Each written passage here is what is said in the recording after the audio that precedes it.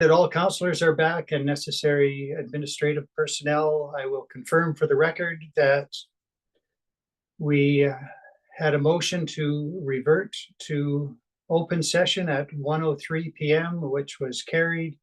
We were then back in open session, at which time I called a recess of our regular council meeting, which started at 9:30 this morning, so we can proceed now with a motion from Councillor Melnick, I presume. Thank you, Your Worship. As per our bylaws, for us to continue to meet, I do put through or request that we continue to move beyond 4 hours and seek the approval of other council members. Thank you, Councillor Melnick, for keeping us compliant with our own procedural bylaw. In order to proceed beyond 4 hours, we need a motion. That is the motion. All those in favor? Councillor DeBoda, there, your hand is up. Thank you. There are none opposed. That motion is carried. We can continue then, and within the context of that regular meeting, which started 4 hours ago, we have now moved to the point where we have scheduled a public hearing to be held at this time pursuant to the rules of that public hearing will be conducted pursuant to section 20 of schedule 2 of bylaw 190, and I will call to order the public hearing on that basis. Councillors, you have a proposed agenda for the public hearing. Might I have a motion, please, that council approve the agenda for the public hearing of September 3rd, 2024 as presented?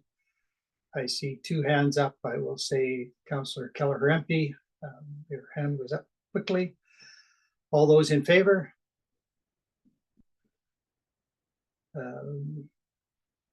I have lost a councillor. Councillor Melnick.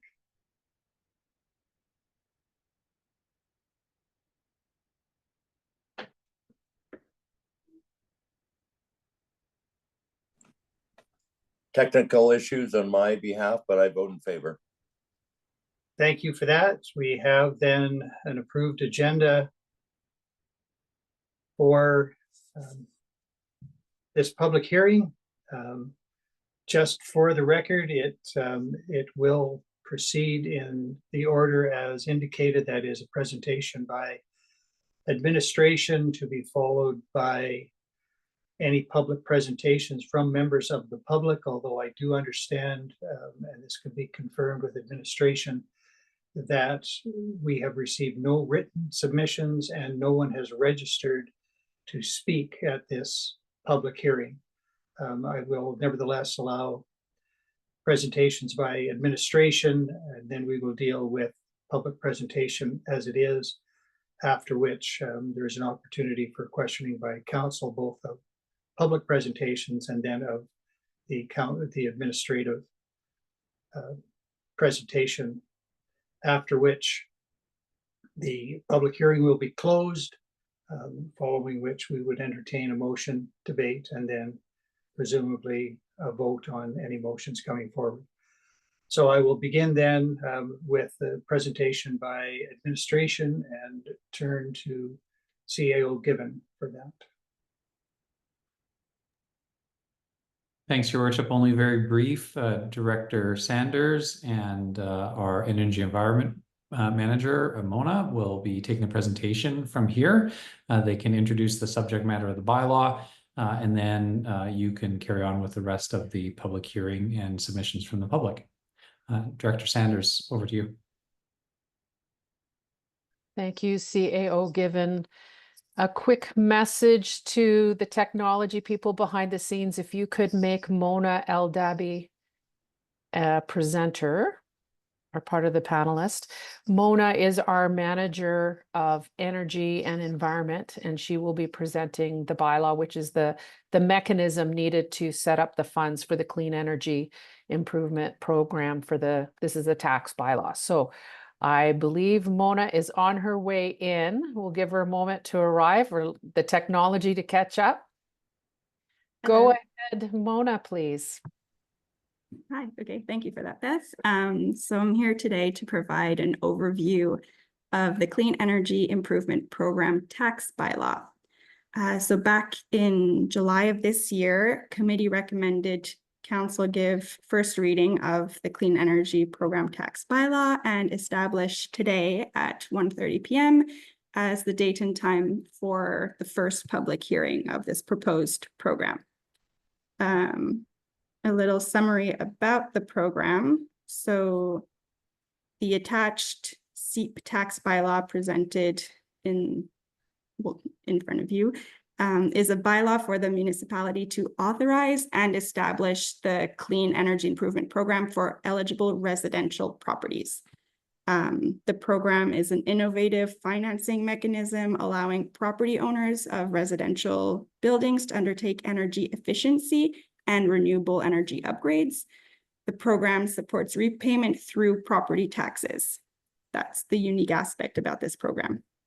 So Jasper's participation involves initial costs, including just under $15,000 for onboarding fees and administrative expenses integrated within existing municipal operations.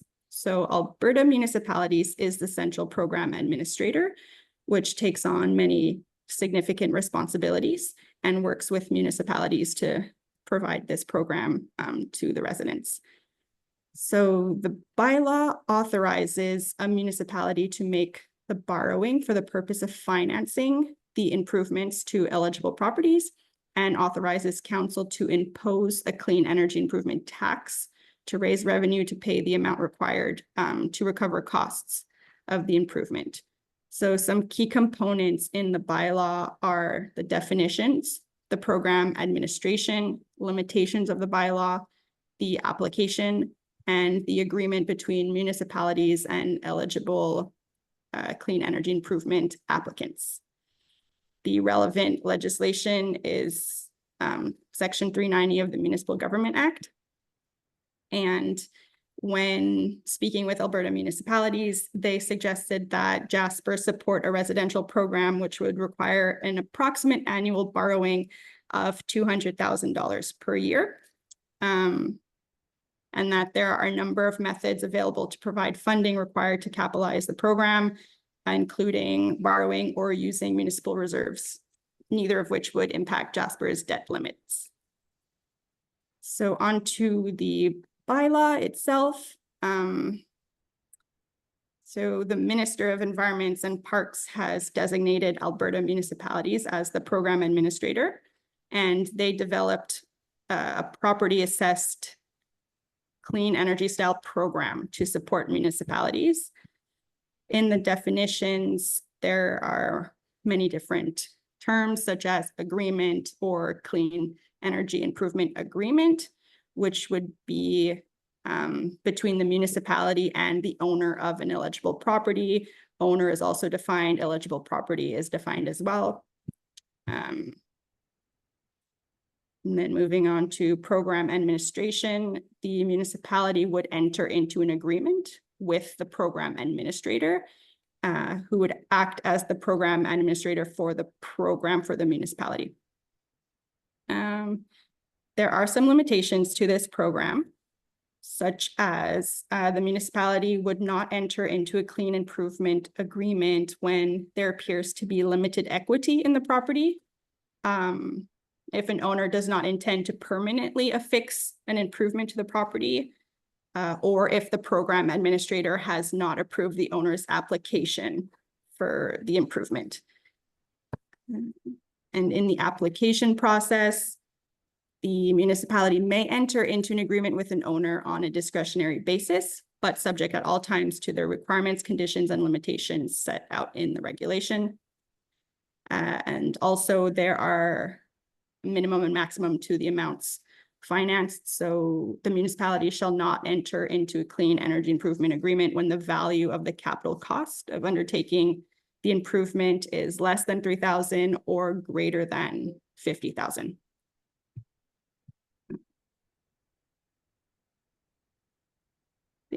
And then if we move down to section 5.11, it says over the course of the program, and in the form of a line of credit or other loan instruments, the municipality may borrow funds totaling up to an annual amount of 200,000 from a financial institution in order to finance eligible improvements, meeting the eligibility requirements. And yeah, so all in all, those are the key points of the bylaw. Administration recommends that we proceed with it as is. And in the meantime, we can look into any other conditions or constraints that you have to improve it. Beth, did you want to add something about the definitions at this point, or? Okay. Yes, thank you. So the process, council, to approve a bylaw is that you'll conclude the public hearing. If there are any amendments you'd like to make to the text of the bylaw, we can. And then we will quickly zip the bylaw over to Parks Canada for certification, after which it will come back here for a third reading. So process-wise today, you can go as far as second reading with minor amendments. We have two proposed minor amendments for you. The first is to better define the word owner so it's consistent with language in the noise bylaw. And because we're doing that, we need to also insert a definition of what leaseholder is. And we've grabbed some text from other bylaws to do that. I'll speak to those a little bit more when you get to the moment where you would like to consider what those are. There may be some questions you have at this point. So Mona and I will pause. Over to you, Mayor Ireland. Thank you, Mona. Thank you, Director Sanders. I take it in that for purposes of this agenda, that completes the administrative presentation. Yes. Unlike our normal course where I would invite questions from council of administration at this point, our rules provide that we would first turn to public presentations. But as I indicated earlier, I am aware of no written submissions and no requests to present, both of which were advertised. And I might just ask for clarity from administration that my understanding on those points is right, that there have been no written submissions and no requests to present to this public hearing.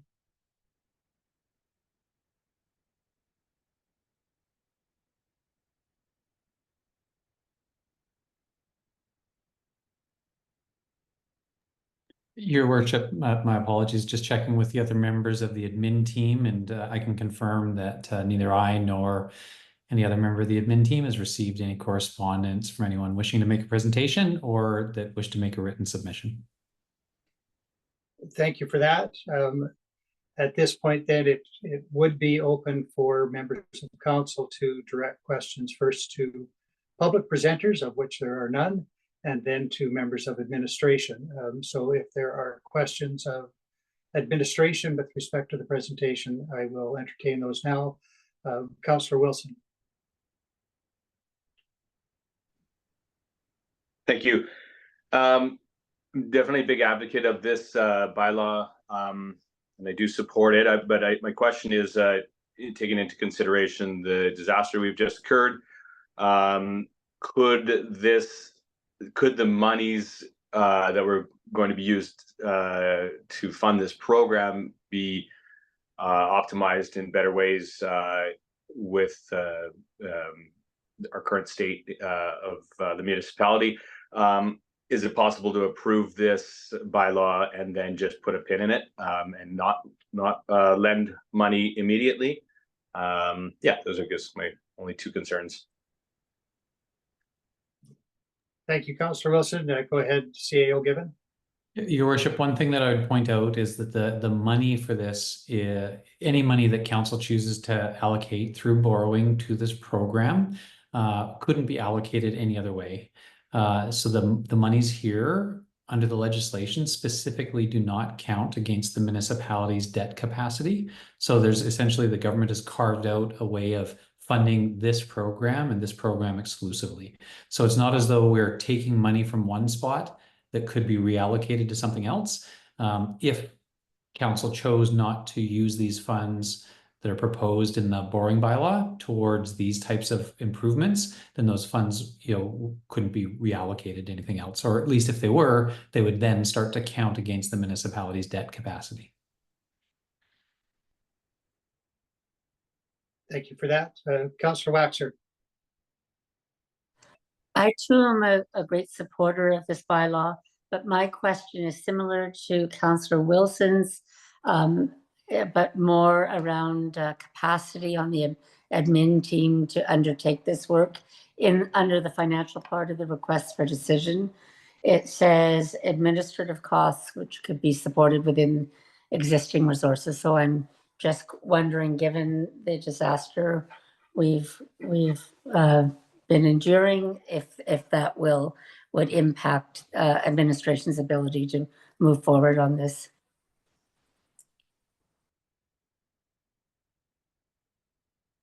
Go ahead, Mr. Kevin. Your Worship, probably among the three of us, we were wondering who's going to go first. So I'll take the lead.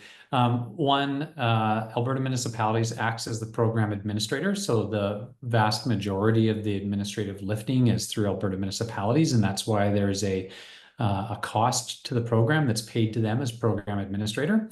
On our end, this is a part of the reason why there was a recommendation earlier today for additional dedicated financial resources, staff resources to focus on finance for the JRCC.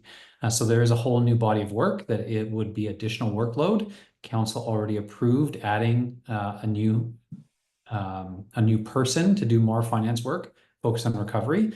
So this would be within the capacity. So this proposed program would be within the capacity of our existing MOJ team, because we're adding additional resources to focus on financial matters related to recovery. Thank you for that. Councillor Melnick. Thank you, Your Worship. A series of questions. We're authorizing, or we're looking to do a bylaw to be able to have people make their homes more energy efficient. And there are limitations where the property is going through foreclosure, limited equity in the property, 4.1.5. So when you have no property, are you able to access these funds in a rebuild to upgrade your windows and perhaps do other energy efficient? We're going to be building like for like. And then if we have an opportunity in the rebuild to not put in a set of windows and then take out a set of windows to put in a set of windows, we're in a unique situation. I don't think this has happened in the province before. And I think we need to be prepared to be able to work with this very good program as people rebuild. And I hope that Director Saunders, Mr. Given, you understand the intent of my question here.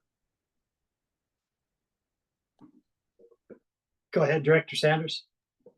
Yes, Ms. Eldabe is prepared to answer this precise question. Over to you. Yes, thank you for the question. So currently the program is an energy improvement. Therefore, it does need to be affixed to an existing property, and there are multiple reasons for that. However, if we do choose to expand the program to rebuilds, that could be looked into parallel to this program moving forward. So Alberta municipalities did reach out to try to clarify how we can go about that. So one of the requirements for an application is that the owner does an energy guide to make sure that the improvement is adding a benefit to the property. Therefore, there needs to already be a baseline. So if there is no current building, we don't have a baseline, Alberta municipalities is open to working our way around that to see how we can change it specifically for Jasper. And they did say that in no other city's program did they accept this to be done to rebuilds or new builds. It's always on an existing property. I hope that answers your question. It does. Thank you very much. It's on the radar, and appreciate you reaching out to Alberta municipalities.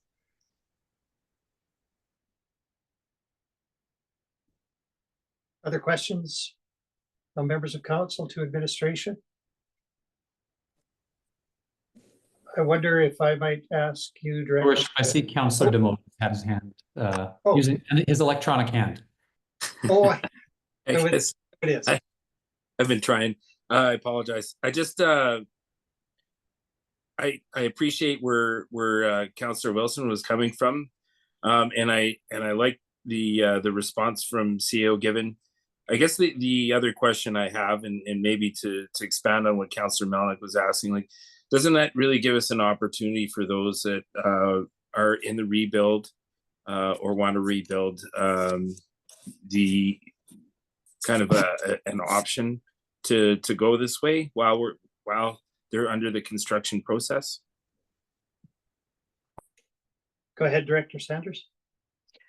Yeah, imagine a flurry of activity, Your Worship, behind the scenes. This is one of the examples of when we're considering folks rebuilding, how can we plug folks into any funding opportunities? So this program that's before you, we started before the fire, and it's all set up to improve an existing building, as Ms. Eldabe already highlighted. So we'll be in conversation with Alberta municipalities to figure out how we could shift the program to serve both existing buildings, which need attention potentially, and how to upgrade the rebuilds. But we'll also be looking for other opportunities for folks who are rebuilding to access funds to go above and beyond what they might have been thinking when they're building back. I appreciate that, and sorry for the repetition. I just Councillor Melnick just got me thinking about installing window, taking one out, and then putting another one in. And I just thought that it would have been easier. Okay, thanks. Thank you for that. I wonder if I might ask you, Director Sanders, just to speak more specifically about the two amendments that you had proposed earlier. Yes, thank you, Your Worship. As part of the process of being in conversation with Parks Canada, and they're subsequent in the future, they're going to certify the bylaw before you can give third reading. As we went back and forth, we caught two definitions that should be added. One is to add a section, to replace the definition of owner to be instead, owner shall include a leaseholder or a manager and any person having authority as an eligible property. The language is shifting because, of course, we are in the context of Parks Canada, and we don't talk about owners the same way elsewhere in Alberta. So the bylaw template came from Alberta municipalities. We're in a different context. We needed to change the definition. In that definition, there is the word leaseholder, which is also something strange for elsewhere in Alberta. So we're proposing to add a definition for the word leaseholder, where leaseholder shall mean a guarantee or a person or other legal entity holding a valid lease or license of occupation with the federal crown for the use or occupation of land in Jasper National Park. And we mean specifically the municipality. And shall mean Canadian National Railway in respect of lots or land parcels held by Canadian National Railway, and shall mean Jasper National Park of Canada in respect of lots or land parcels held by the Crown. I recognize that that definition is much bigger than what we need. We're just simply using language that has been consistently used in other bylaws to define what a leaseholder means. Those are the two amendments we propose, Mayor Ireland. In terms of process for you right now, council can consider the amendments. We can amend the bylaw, give it second reading, then goes to Parks Canada for certification and come back. If you would like different amendments, then what we'll do is ask you to refer the bylaw back to administration for some further finessing, and then we'll get it right back to you with the amendments to be made, and then you could do second reading, then back to Parks Canada, and then back to you folks for third reading. Okay, thank you. And just to carry on with that line then, in terms of a possible amendment to include new builds. Would that be, do you suppose, something as simple as changing the definition of eligible property? How much time might that take, and would it be wise to wait until those discussions have been completed with Alberta municipalities and then make all amendments at once?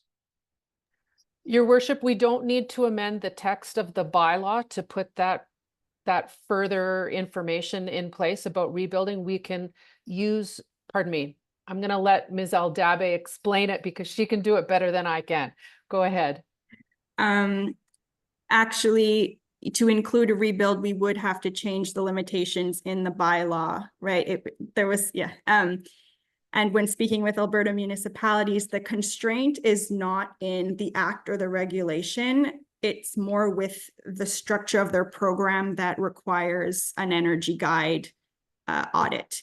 And that's on the federal government. There's a whole explanation on how to go about that. And the goal is to create a baseline so that when you add your improvement, there is energy efficiency. So they said that we would still be required to have some form of energy guide, but they would be willing to work with us to see how we can create that to include new builds. So I don't know if they don't currently know what it could be. It would be a work in progress.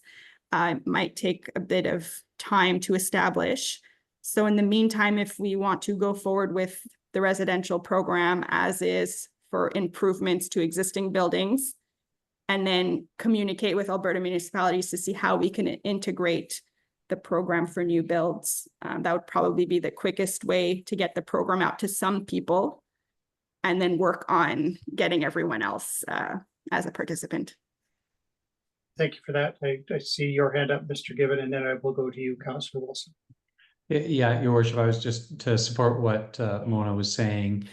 The bylaw can be amended at any point in the future. So that's possible. We can come back in 6 months' time in advance, of people starting, or whatever we think the timelines are in advance of people starting new builds. But that'll give administration some time to be able to have those discussions.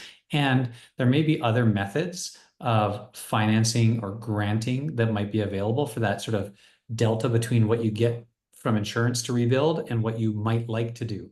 Remember Rob from the Insurance Bureau of Canada had a little bit of a discussion about some of that. There may be other funding sources that are available, and so it might not be limited exclusively to this program. That's why I wouldn't place as much weight on having this bylaw perfect immediately. One, because we can amend it, and two, because there may be other tools that may be more suited to addressing new build or reconstruction. Thank you for that. Councillor Wilson?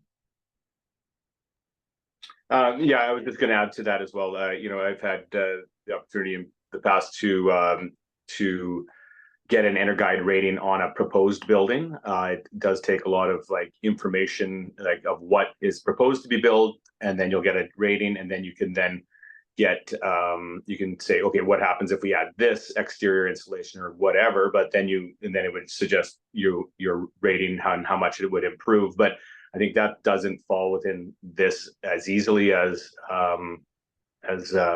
we're talking, and I think we should move forward with this, and of course be able to amend it in the future. But I think there's a fair amount of work to do, except just kind of chatting with Alberta Munis and getting back to us. So I support moving forward with this, and then having that further conversation about what we can do about new builds. Thank you for that. Are there any other questions for administration?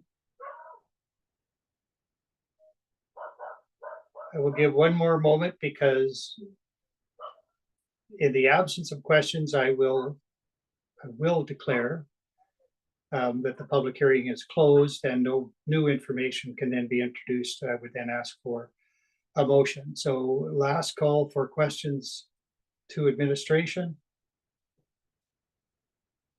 I see nothing. I will declare that the public hearing on the Clean Energy Improvement Program tax bylaw is now closed.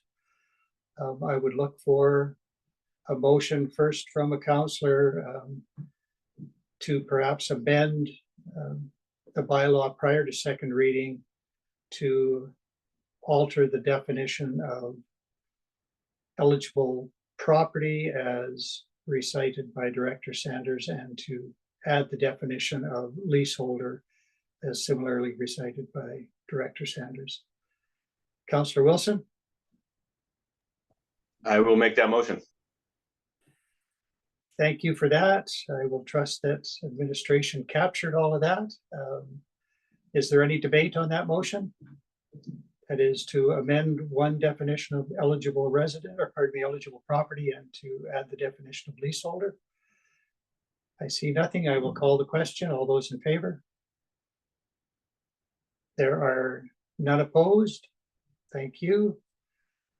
And then is there a councillor prepared to make a motion to give second reading to the Clean Energy Program Tax Bylaw as amended? Oh, I'm sorry. I see a hand up. Mona, go ahead. Yeah, sorry. I couldn't click the hand in time before your motion, but I wanted to clarify, you said a change to the definition of eligible property, but what Beth had suggested was a change to the definition of owner. I stand corrected. Thank you. Okay.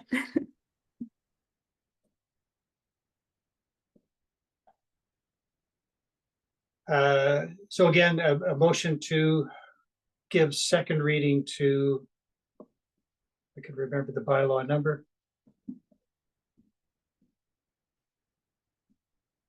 263 as amended.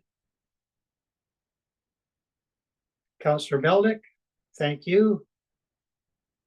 Is there any debate? Do you wish to speak to the motion, Councillor Melnick? Other than to thank administration for bringing this forward, and at opportune time as we move forward. This has been long in the process, I think started by Councillor Wilson, and it just keeps us moving along to enhance our community in the long run. Thank you for that. Councillor Melnick, do any other councillor wish to speak to the motion? Well, I will speak in favor for all those reasons, but it also assists the environment. And here we are in the middle of a volatile environment, and everything we can do to help our homeowners and to help the environment is, I think, worthy of our support. So I will certainly vote in favor. And I will call the question. All those in favor? There are none opposed. That is carried. So that then will go to Parks Canada for certification and come back to us for third reading once certification has been achieved. That brings to conclusion all of our items at this public hearing. I would ask for a motion that there being no further business, the public hearing be adjourned. Deputy Mayor Demota, thank you. All those in favor? There are none opposed. And that public hearing now is adjourned, and we are back to our regular meeting. And I think we have concluded all business on the regular meeting. So I would entertain a motion that our regular meeting of September 3rd be adjourned. Councillor Hall, thank you for that. All those in favor? There are none opposed. Thank you all. Thank you to all of our guests and those who watch live on our Zoom platform or will watch later on our YouTube channel. Thank you and good day to all.